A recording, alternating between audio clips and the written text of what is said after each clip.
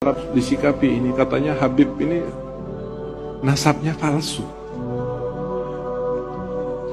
Banyak beberapa para kiai-kiai, khususnya para muhibbin itu bertanya kepada saya, Habib ini kalau bisa disikapi, Habib harus jawab. Saya tertawa, saya bilang, kan sudah ada yang menjawab, ada fulan yang menjawab, ada habaib yang menjawab, ada kiai dari Madura, ada. Bahkan terakhir kemarin ketua PBNU Jazahullah Khair jawab. Lalu yang paling akhir ini ada Gus Miftah, kiai apa, dai gaul itu, yang suka kayak congat hitam itu sampai mengatakan seperti itu. Saya bilang, buat apa saya jawab lagi? Kalau saya harus menjawab begini, kalau ada orang yang tidur, saya banguni. Orang tidur, saya banguni. Kenapa? Manfaat.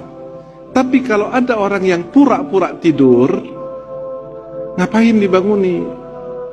Disiram sampai 10 ember pun tidak akan bangun, namanya pura-pura tidur. Dan siapa orang yang ahlul ilmi dan ahlul basirah yang tidak tahu habaib?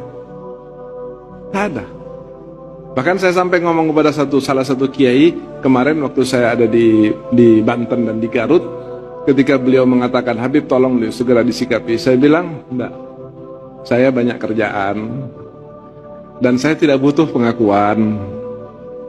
Kami sudah meyakini dengan lembaga dan seterusnya. Kalau seandainya saya harus menjawab, paling saya berlogika saja. Berlogika saja. Logikanya begini. Saya kenal orang-orang sepuh. Saya kenal orang-orang sepuh, kiai-kiai sepuh yang Masya Allah. Terakhir Mbah Umar ya. Mbah Umar dari Pacitan. Mbah Yai Umar dari Pacitan. Konon katanya beliau kira-kira 1 bulan sebelum wafat, saya silaturahmi kepada beliau. Masya Allah, mukanya terang luar biasa. Kemudian terlihat wajah-wajah husnul khatimah di wajahnya. Saya waktu silaturahmi ke beliau sudah di kasur. Saya duduk di bawah. Beliau sudah ada di kasur gitu. Beliau maksa saya untuk naik. Duduk di kursi. Saya bilang, enggak, saya lebih nyaman di sini, Mbah. Biarkan saya duduk di sini. Kata, enggak Habib, enggak. Nah, karena memaksa terus saya jadi enggak enak. Takut mengganggu beliau gitu. Akhirnya saya duduk di kasur, duduk di kursi. Bahkan duduk di sebelahnya beliau di arah kaki sambil saya pijitin kakinya Mbah Yai Umar. Seperti Mbah Yai Umar atau yang lebih muda Mbah Maimun Zubair, orang yang kita kenal betul-betul orang soleh, orang mukhlis, orang amil bi ilmi, orang punya sanad yang luar biasa, punya hubungan dengan ulama-ulama sepuh, punya kaitan dan sebagainya.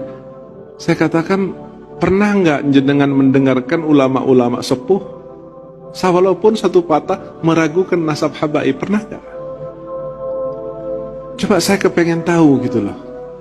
Barangkali ada informasi siapa, misalnya Mbah Ehsan Jampes atau Mbah Yai Jazuli atau Mbah Abdul Karim Lirboyo atau Mbah Mukai, siapa aja yang sepuh ya. Pernah enggak ada yang mengatakan nih habaib ini nasabnya diragukan?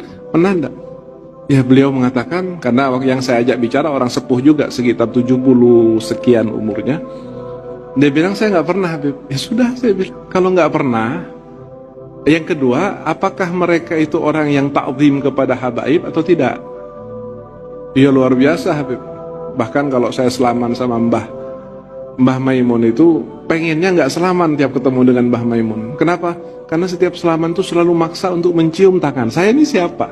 Muda. Dan beliau luar biasa.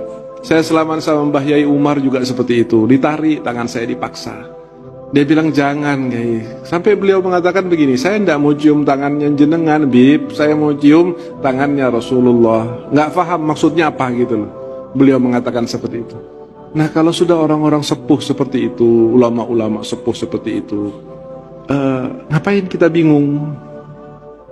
Orang berpendapat silahkan saja berpendapat, tetapi tidak harus menjadi perpecahan di antara kaum muslimin, apalagi sampai menjadi perpecahan di antara ahlul ilmi. Ini yang dirugikan bukan habaib, tapi Nabi Muhammad SAW. Yang akan bersedih Nabi Muhammad SAW. Coba masing-masing insaf gitu ya, masing-masing insaf, mikir apa yang diucapkan, apa tujuannya, apa manfaatnya dan sebagainya. Adalah benar, saya akui tidak semua habaib itu benar. Habaib itu kan manusia, tidak ada jaminan ismah.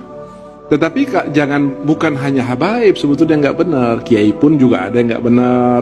Ada yang sekarang sedang ditahanan karena dihukum 8 tahun sebab berbuat asusila kepada 11 santrinya. Itu bukan habaib.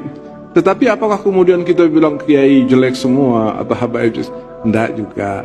Artinya Rasul SAW mengatakan min husni islamil mar'i tarkuhu ma la ya'nihi. Lalu saya katakan, kalau seandainya para masyayikh, para sepuh, para ulama, saya tidak bicara di luar ahli sunnah wal jamaah atau nahdlatul ulama ya, kita di ahli sunnah nahdlatul ulama, kalau seandainya beliau itu meyakini bukan tanpa sebab, beliau ta'zim bukan tanpa sebab, beliau taukir bukan tanpa sebab. Sebabnya apa? Yang jelas ilmunya luar biasa, amalnya luar biasa. Tetapi ada satu hal nih, ada satu hal yang mungkin sekarang ini kita jarang mendapatkan. Mereka adalah ahlul basirah. Mereka memandang sesuatu dengan firasah. Dan Nabi mengatakan ittaqu firasatal mu'min fa innahu yanduru binurillah. Tapi kan tidak ilmiah. Iya betul, tidak ilmiah menurut Anda. Tetapi apakah keilmiahan ini harus seperti itu? Lalu saya membuang para masyayikh kita yang dulu dengan hanya sekedar alasan ilmiah atau inilah. Buat pribadi saya tidak akan peduli dengan apa yang namanya ilmiah selama saya masih punya pegangan para masyayikh, para ahlul ilim, ahlul wara, ahlul taqwa, ahlul wilayah, ahlul khasyah, ahlul sujud. Itu cukup buat saya melebihi dari apa yang namanya ilmiah dan seterusnya. Mereka adalah ahlul basirah. Sampai seperti Mbah Yai Umar Pacitan itu sampai mengatakan, saya kan tak tarik tangan saya muda harus dicium pada saat itu, harus dicium oleh orang yang sudah lebih dulu sujud pada Allah, lebih dulu kenal Allah, lebih dulu mengetahui ilmunya Allah, lebih dulu kenal dengan Nabi Muhammad, bahkan sepuh ilmunya, perjuangannya sudah jelas-jelas nyata. Apakah kemudian saya pantas tangan saya dicium oleh beliau? Saya tarik, tapi beliau tetap memegang sampai tinggal 2 jari kalau nggak salah, dipegang. Beliau lagi dalam keadaan sepuh tua. Saya takut mengganggu gitu loh.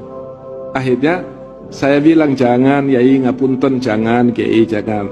Malah beliau mengatakan, saya tidak mau mencium tangan ente ya Habib, saya akan mencium tangan Rasul. Saya Rasulullah? Bukan. Tapi kenapa kok Mbah Yai Umar mengatakan seperti itu? Saya nggak paham. Tapi yang jelas itu bukan omong kosong yang keluar dari mulutnya, tetapi itu adalah pembicaraan yang dia lihat lewat basirah dan kesucian hatinya. Sebagaimana juga Mbah Yai Maimun Zubair. Pada saat saya silaturahmi, beliau memaksa. Saya sampai tidak enak gitu loh. Hati saya nggak enak. Sudah sesepuh itu, sealim itu, sesoleh itu, lah saya siapa? Saya dibanding dengan Mbah Yai Umar, Mbah Maimun, itu mungkin tidak ada secuil ilmu bahkan ibadahnya gitu loh.